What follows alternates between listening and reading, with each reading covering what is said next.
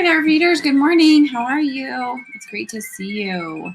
I'm excited about the read aloud we have today. We are going to read Mirette on the High Wire. Do you think by looking at the cover of this text that this is a fiction or non-fiction text? This is a tricky one. It's a really tricky one. Look at it carefully. Look at the clues that you see. I mean, it's not a real photograph. Looks like a real girl, not a talking animal like we've read recently. What do you think? Let's hear it. Now, why do you think that? All right, let's come back and check that after we read together today. Okay, here's our target while we complete our read aloud today. I can notice and explain how and why a character changes over time. Can you read that with me and do that with me? I can notice, explain how and why a character changes over time. We all go through changes, and especially in text, we can look carefully at characters and notice how they change, what causes them to change, and then once they change, how does that affect the things that come after that? So today let's look at how Mirette changes and why she changes. This book is taking place in Paris, France, which is a city and a country in Europe.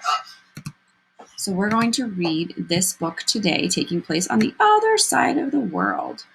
Now, when we talk about character change, we are looking at how a character changes over time. And when we talk about that, we can look at their personality and how they act, their attitude towards things, the behavior and choices they make, as well as physical changes and things that make them maybe look different. So we're going to tune in carefully today to Mirette's personality, attitude, behavior, and any physical changes that may or may not happen. Now, all four of these things could happen to a character in a text, or maybe just one or two. So we'll watch closely today for personality change, attitude change, behavior, and physical change. All right. Let's read Mirette on the High Wire by Emily Arnold McCully.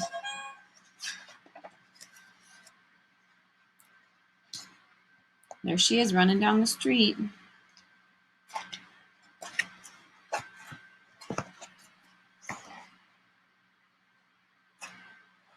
Looks like she's helping in a cafe. 100 years ago in Paris, when theaters and music halls drew traveling players from all over the world, the best place to stay was at the Widow Glatteau's, a boarding house on English Street. Acrobats, jugglers, actors, and mimes from as far away as Moscow. Moscow's in Russia. I have background knowledge on that. And New York, here in the United States, reclined on the widow's feather mattresses and devoured her kidney stews. Madame Gâteau worked hard to make her guests comfortable, and so did her daughter Mirette. The girl was an expert at washing linens, chopping leeks, paring potatoes, and mopping floors. She was a good listener, too. Nothing pleased her more than to overhear the vagabond players tell of their adventures in this town and that along the road. One evening, a tall, sad-faced stranger, I'm wondering why he's sad-faced, arrived. He told Madame Gâteau he was Bellini, a retired high-wire walker. Do you know what a high-wire walker is? Sometimes we also might say walking, it's like a tightrope. It's literally a rope or a wire that is high between two posts or two buildings, and it used to be like an act during a circus or a show or some type of entertainment that people would watch. And so it's walking across that really carefully at a high height. So that's what he used to do for entertainment, to entertain others. I am here for a rest, he said. I have just the room for you, Monsieur Bellini. In the back where it's quiet, he said, but it's on the ground floor with no view. Perfect, said the stranger. I will take my meals alone. I can infer that he definitely is sad and just wants some alone time to rest if he's asking for a quiet place, not around others, and he wants his food in his room and not socializing. I wonder why he feels that way. All right, let's start to focus on our main character here, Mirette. I think she's our main character because she's been in every picture so far, and her name's on the cover of the text. The next afternoon, when Mirette came for the sheets, there was the stranger crossing the courtyard on air. Mirette was enchanted. Of all the things a person could do, this must be the most magical. Her feet tingled as if they wanted to jump up on the wire beside Bellini. Can you see him practicing in the courtyard?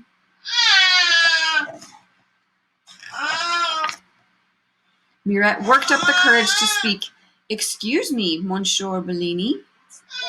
I want to learn to do that," she cried. So how would you describe Mirette at the beginning of our text so far?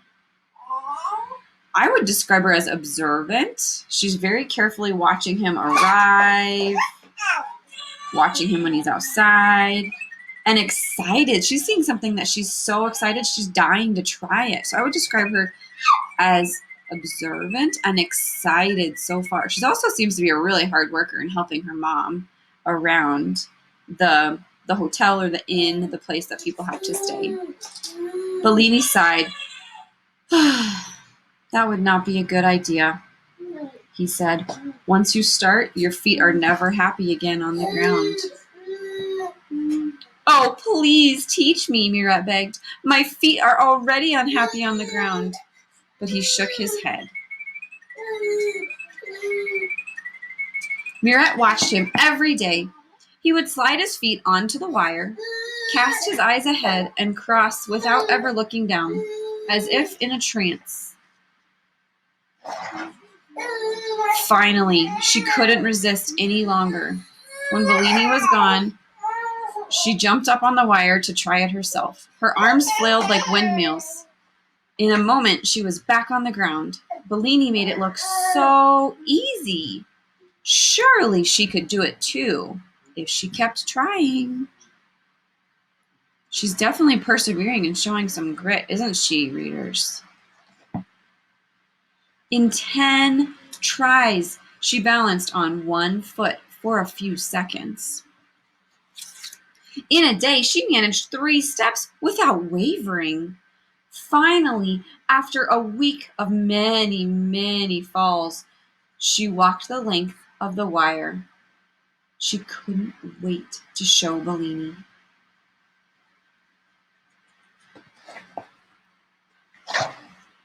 He was silent for a long time. Oh man, I wonder what he's thinking. In the beginning, everyone falls. Most give up. But you kept trying. Perhaps you do have a talent as well. "Oh, thank you," said Mirette. She got up 2 hours earlier every day to finish her chores before the sun shone in the courtyard. The rest of the day was for lessons and practice. Bellini was a strict master. "Never let your eyes stray," he told her day after day. "Think only of the wire and of crossing to the end." So do you have any other words that you would use, readers, to describe Mirette so far? We've said she's observant. She's perseverant or shows lots of grit. She seems pretty proud that she got it and she hasn't given up, don't you think? Yeah, she also seems to be a great listener. I wonder how those things will work out for her. When she could cross dozens of times without falling, he taught her the wire walker's salute. Then she learned to run, to lie down, and to turn a somersault even on the wire. "I will never fall again," Mirette shouted. "Oh, do not boast." Who has background knowledge on what boast means?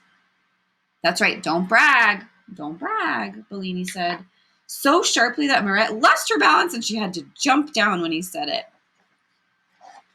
One night, an agent from Astley Hippodrome in London rented a room as well. He noticed Bellini on his way to dinner. "What a shock to see him here," he exclaimed. See who? Asked a mime. Why, the great Bellini! Didn't you know he was in the room at the back? Bellini, the one who crossed Niagara Falls on a 1,000-foot wire in 10 minutes? And on the way back, stopped in the middle to cook an omelet on a stove full of live coals. Then he opened a bottle of champagne and he toasted the crowd, the agent recalled. My uncle used to talk about that, said a juggler. Bellini also crossed the Alps with baskets tied to his feet, fired a cannon over the bull ring in Barcelona, walked a flaming wire wearing a blindfold in Naples. The man had the nerves of an iceberg. How would you describe an iceberg? Strong and tough, right? It's hard to break an iceberg. So does he have wimpy nerves or does he have tough nerves? Yeah, he seemed awfully brave. I think the author's trying to tell us, I can infer that Bellini was quite the brave performer. Mirette raced to Bellini's room. Is it true, she cried? You did all those things? Why didn't you tell me? I want to do them too. I want to go with you next time. I can't take you, said Bellini. But why not? Asked Mirette. Bellini hesitated a long time. Because I am afraid, he said at last. Mirette was astonished. Afraid, she said, but why? Once you have fear on the wire, it never leaves, Bellini said. But you must make it leave, Mirette insisted. I cannot, said Bellini. So have we found out now why he has wanted some rest and some time away? Yeah, we can tell he has some fear. And so I'm wondering, readers, if something happened that scared him that he hasn't shared with anyone yet. Okay, now I want you to think, if Mirette's our main character, how do you suppose she's going to react to this information? She's excited to hear these things. She wants to do these things herself with Bellini, and he's saying, no, no, no, we can't do it. So how do you predict she's going to react? Let's find out. Mirette turned and ran to the kitchen as tears sprang from her eyes. She had felt such joy on the wire. Now Bellini's fear was like a cloud casting its black shadow on all she had learned from him. Oh no. How does she feel? I'm inferring that she's super sad and now she's starting to even feel a little fear. If she thought this amazing, fearless Bellini didn't have fear and found out he does, I think she's a little worried herself. Oh, she's so sad. Bellini paced his room for hours. It was terrible to disappoint Mirette. By dawn, he knew that if he didn't face his fear at last, he could not face Mirette. He knew what he must do. The question was, could he succeed? That night, when the agent returned, Bellini was waiting for him. The agent listened to Bellini's plan with mounting excitement. I'll take care of it, he promised. To himself, he added, a big crowd will make me a tidy profit. What luck, I just happen to be in Paris now. Bellini went out to find a length of hemp with a steel cord. Do you know what hemp is? Yeah, it's a plant that often gets used for ropes and has been used for even yarns and strings and things to make jewelry out of. So I'm inferring that he might use that rope to maybe make a wire. We haven't seen him walk yet. He borrowed a winch and worked until dawn securing the wire. Oh man, what's he going to do? He's even dressed up. Sounds like he worked all night. The next evening, Mirette heard the commotion on the street. Oh, go and see what it is, her mother said. Maybe it will cheer you up. In the square was a hubbub. The crowd was so thick she couldn't see. At first, then the agent was aiming a spotlight in the sky. Return of the great Bellini, he was yelling. Oh, could it be? Mirette's heart hammered in her chest. What can you infer she's feeling? Oh man, she is so excited because I know when my heart's pounding, I've been either really excited or really nervous about something. And that's what's happening to Mirette. This is all she wanted. She wanted to see him walk and she wanted to do it too. Bellini stepped out onto the wire and saluted the crowd. He took a step and then froze. The crowd cheered wildly, but something was wrong. Mirette knew at once what it was. For a moment, she was as frozen as Bellini was. Then she threw herself at the door behind her, ran inside, up the flight of stairs after flight, and out through a skylight to the roof. What's she doing? Her sadness sure seems to be changing. Would you agree, readers? She stretched her hands to Bellini. He smiled and began to walk towards her. He stepped onto the wire too, and with the most intense pleasure, as she had always imagined it might be, she started to cross the sky. "Bravo! Bravo!" roared the crowd. "Protégé of the great Bellini!"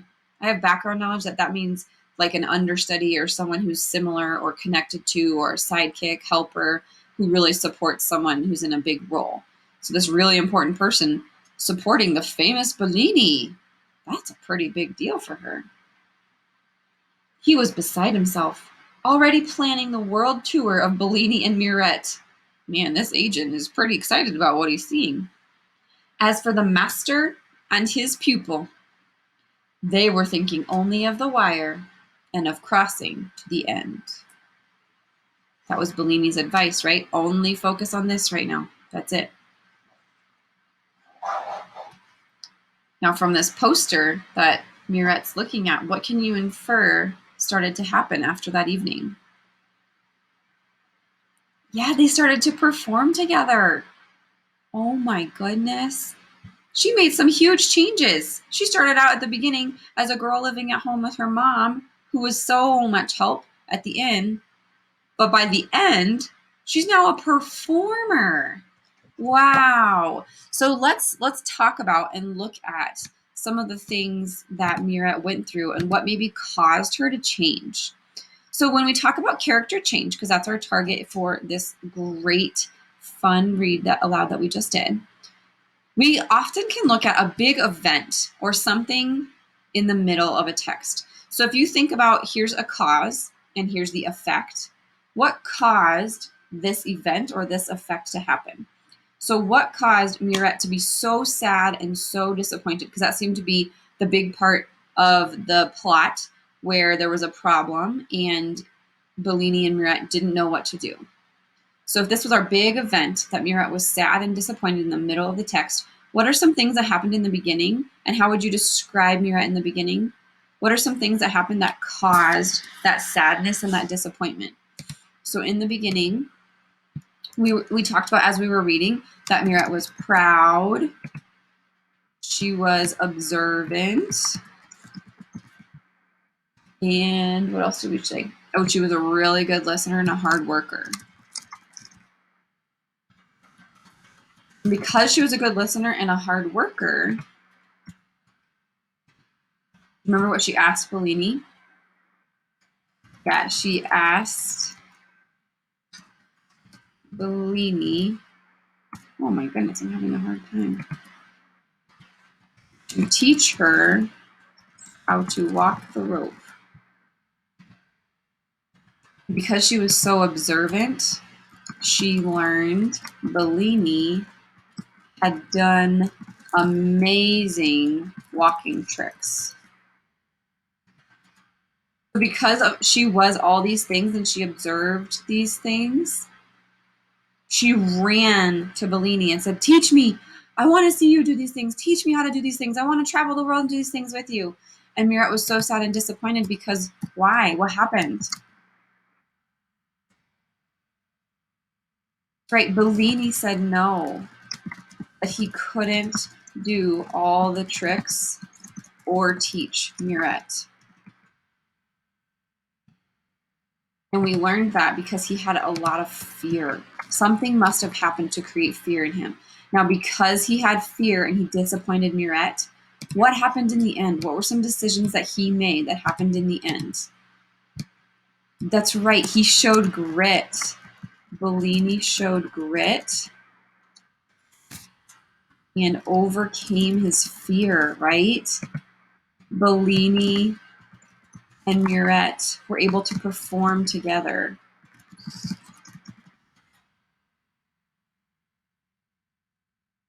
And after that, they were able to travel and perform together. So if we talk about character change, we said sometimes a character can change personality, attitude, behavior, and physical change. Did Mirette physically change? I don't think her body looked different, except in the end, I did notice she was wearing something different because she was now a performer. So physically, she started to dress different. Did her behavior change? Well, yeah, she started to do things she'd never done before because of all of these events. One caused the next and one caused the next. She now was able to be a performer like she wanted to be. Did her attitude change? Yeah, she became really happy and proud in the end. And how about her personality? She seemed to be the same hardworking, kind, caring character throughout the whole text, don't you think? So some of these things changed for Mirette, but not all. And remember, when a character changes in a text, it's usually because there's an event in the middle, or we've learned in the plot and the climax of that text, and there's things leading up to that cause that event. And once that event happens, that can cause the character to make changes as well to themselves. So Mavs, I'm really proud of you for hanging in there with this reading today. I want you to think about the courage and the bravery that both Mirette and Bellini showed in this text. Did you notice an example of courage? Yeah, I noticed an example of courage when Mirette tried for the very first time in the courtyard. I noticed even more courage when Bellini had huge, huge, huge fear. And because he wanted to make Mirette proud, he was able to overcome that fear and create an opportunity for them to do the performing together. Did you know that challenges can occur in everyday life? Little challenges, maybe not things that are this big like walking on a tightrope. But do you ever feel like you have challenges that you can overcome, readers? Yeah, you can. So just keep in mind today, if you have a challenge that comes up, you might have to make some changes. It might be little changes or big changes. But you can overcome that. You can show perseverance and you can show grit, just like Bellini and Mirette. All right, did we notice and explain how a character changes and what caused why a character changes in a text? We did, readers. Thanks for reading with me today. See you next time. Bye.